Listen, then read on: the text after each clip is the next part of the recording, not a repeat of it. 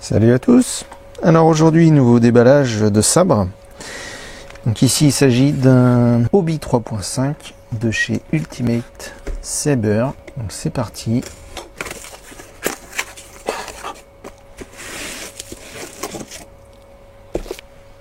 Donc emballage toujours soigné, hein. J'ai pris également celui-ci sur The Page Store, comme pour le précédent. Ouais, bon, il y a eu petite compression au niveau de la boîte là. Normalement, en principe à l'intérieur, c'est bien protégé.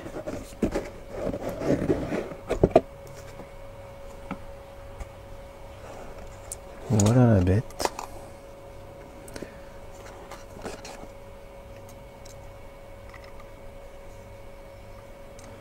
Donc version 3.5, c'est la version que l'on peut voir dans la série Obi-Wan. Donc il y a un léger weathering effectué sur la loinade. On se retrouve donc avec l'émetteur qui est similaire à celui de l'épisode 4. Donc c'est un mixte entre l'Hobby 3 et l'Hobby 4. Donc là, c'est pas des boutons. Là, on a une petite vis. Et là, également une vis.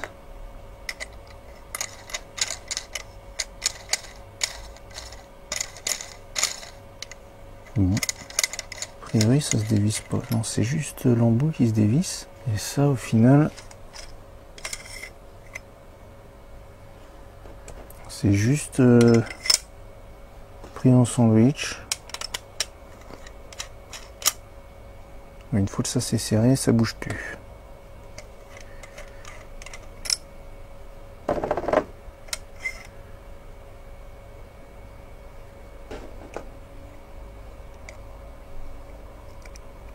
Et donc là, les interrupteurs, enfin, du moins l'interrupteur, là j'ai un interrupteur, ici j'en ai pas, donc a priori, il n'y a qu'un seul bouton. Voilà, on se retrouve toujours avec le petit tournevis avec l'embout 6 pans.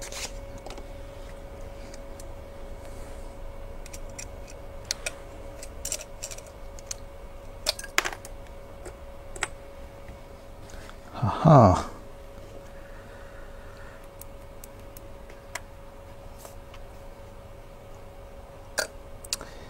Eh ben non, il y a bien deux interrupteurs mais je viens de perdre le petit ressort. Il y avait un petit ressort à l'intérieur.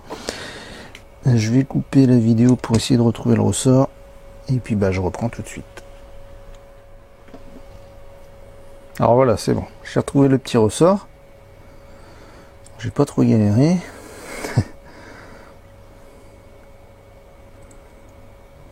Par contre, alors oui, je sentais qu'il y avait qu'un bouton quand il y avait la plaque par dessus, mais a priori il y a des vis de réglage sur le dessus. Là il y a deux petites vis qui permettent de régler la profondeur pour pouvoir appuyer ou pas sur le bouton en fait. Voilà, donc il y a bien deux switches à l'intérieur.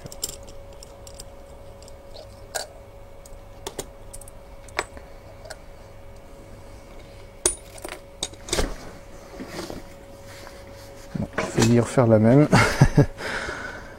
C'est un petit ressort, bon, pas compliqué à trouver, mais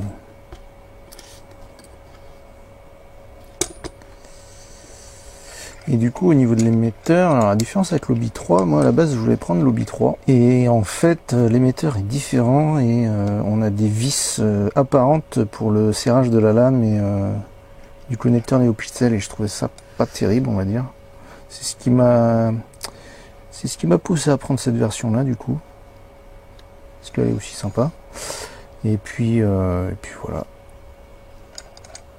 Par contre du coup, alors donc il y a une partie justement qui se dévisse en bout pour avoir accès aux vis de rétention de lame. Alors ouais, le tournevis ne fait qu'un type. Enfin, il y a deux types de vis à laine dessus. Alors, je sais pas si Ah si, voilà. J'ai la petite clé Allen qui va bien. Avec 2 petites vis supplémentaires. Donc là on a 2 plaques également pour mettre au-dessus des switches.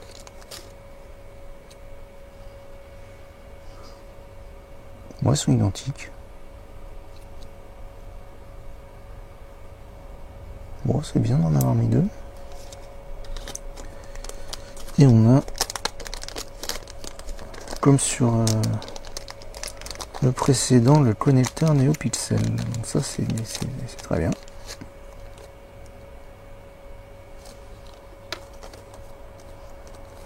Puis des rondelles. À voir à quoi ça peut servir. Donc là, on a également un bouchon de lame de fourni qui est déjà inséré dans le manche.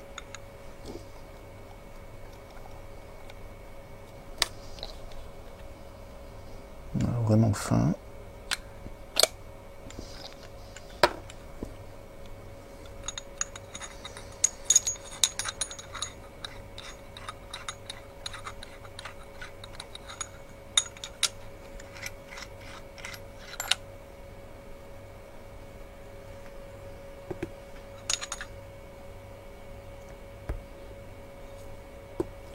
Donc là c'est pas mal leur système, hein. Ça me rappelle le système qu'il y avait sur les Corbans au niveau du K4 ou du LS6. Ça permet d'éviter d'avoir des vis apparentes. Sinon pour le reste, donc, tout est fileté.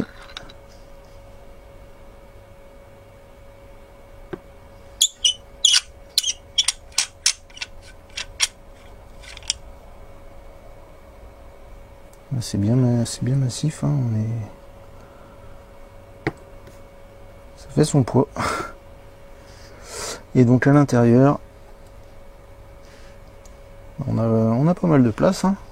Alors, on va prendre un peu au pif, mais ouais, 25 mm facile. Environ 25 mm.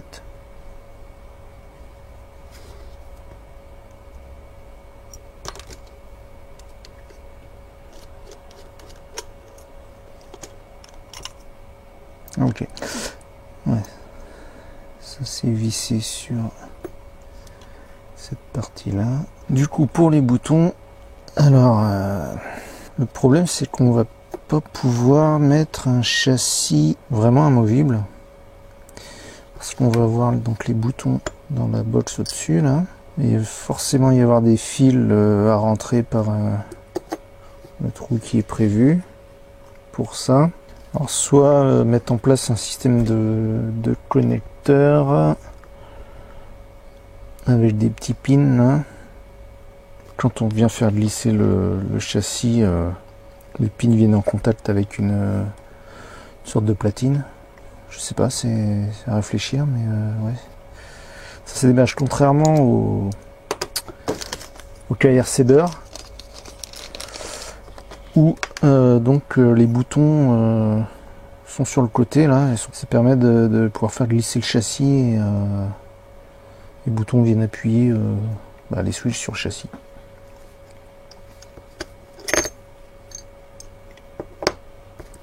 Bon après, faut dire que niveau tarif, donc là on est sur un sabre qui est à 219 $.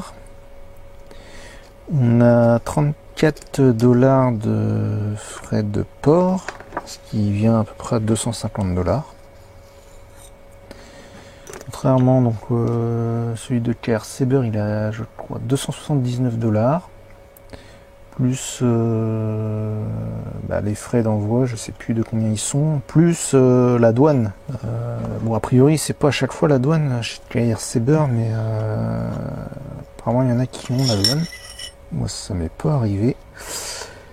Tandis que là, on attend un peu plus longtemps, hein. Il y a à peu près un mois entre la commande et la réception, mais on n'a pas de douane. C'est pour ça que j'ai pris celui-ci. Franchement, finition est nickel. Hein. C'est vrai que le principe des switches là, c'est à voir. Bon, après, il y aura peut-être une petite salissure à faire sur les parties chromées, parce qu'elles sont vraiment nickel de chez nickel. Quand c'est resté 10 ans dans un sac enfoui sous le sable, bon, ça m'étonne que ça ressorte aussi propre que ça. Voilà, pour en revenir au KR Saber, il est plus cher, mais il y a aussi une différence, c'est que il y a 2 émetteurs de fournis. Il y en a un qui permet de mettre la lame et de la maintenir beaucoup mieux.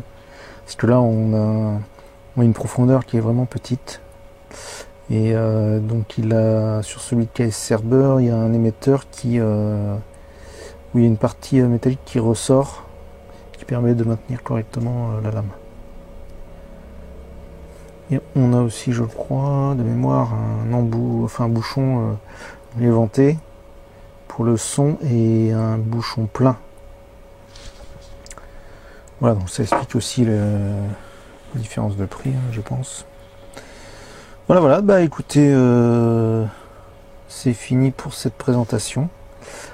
Bah, j'espère que ça vous a plu. N'hésitez pas à commenter si vous avez des remarques. En tout cas, assez content de ce sabre. Hein.